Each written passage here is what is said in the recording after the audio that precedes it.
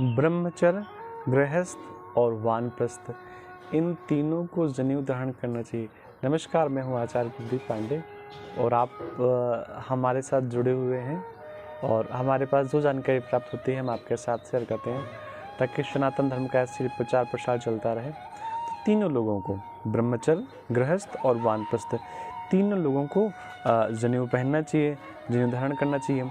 अब जनेऊ किन किन स्थितियों में अपवित्र हो जाता है, जैसे यज्ञोपवीत कंधे से सरक करके बाएं हाथ के नीचे आ जाए, यहाँ से सरक करके, अब यहाँ पड़ा है आपका, सरक करके बाएं हाथ के नीचे आ जाए, गिर जाए, कोई धागा टूट जाए, शौच आदि के समय कान पर डालना भूल जाएं और अस्पर्श से स्पर्श हो जाए।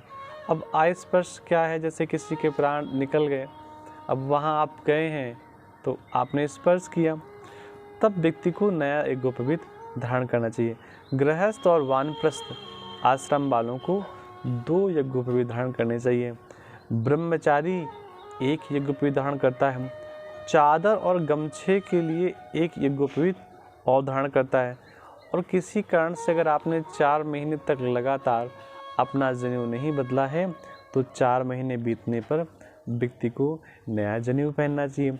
इसी तरह उपाकर्म में, जन्ना शौच और मरना शौच में, श्राद्ध में, यज्ञ आदि में, चंद्र ग्रहण एवं सूर्य ग्रहण के उपरांत भी नए यज्ञोपवीत को धारण करना चाहिए।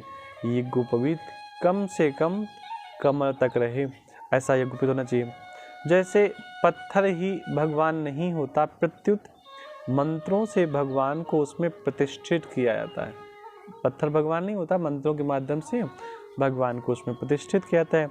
ठीक वैसे ही यज्ञोपवीत धागा मात्र नहीं होता, प्रत्युत निर्माण के समय से ही यज्ञोपवीत में संस्कारों का आधान होने लगता है और बन जाने पर इसकी ग्रंथियों में 9 तंतुओं में ओमकार, अग्नि आदि भिन्न भिन्न देवताओं के आवाहन आदि कर्म होते हैं। लोक सुविधा के लिए 1 वर्ष के लिए श्रावणी में यज्ञोपवीत को आमंत्रित कर लेते हैं और आवश्यकता पड़ने पर धारण विधि से इसे पहन लेते हैं। तो ये तो यज्ञोपवीत की जानकारी रही।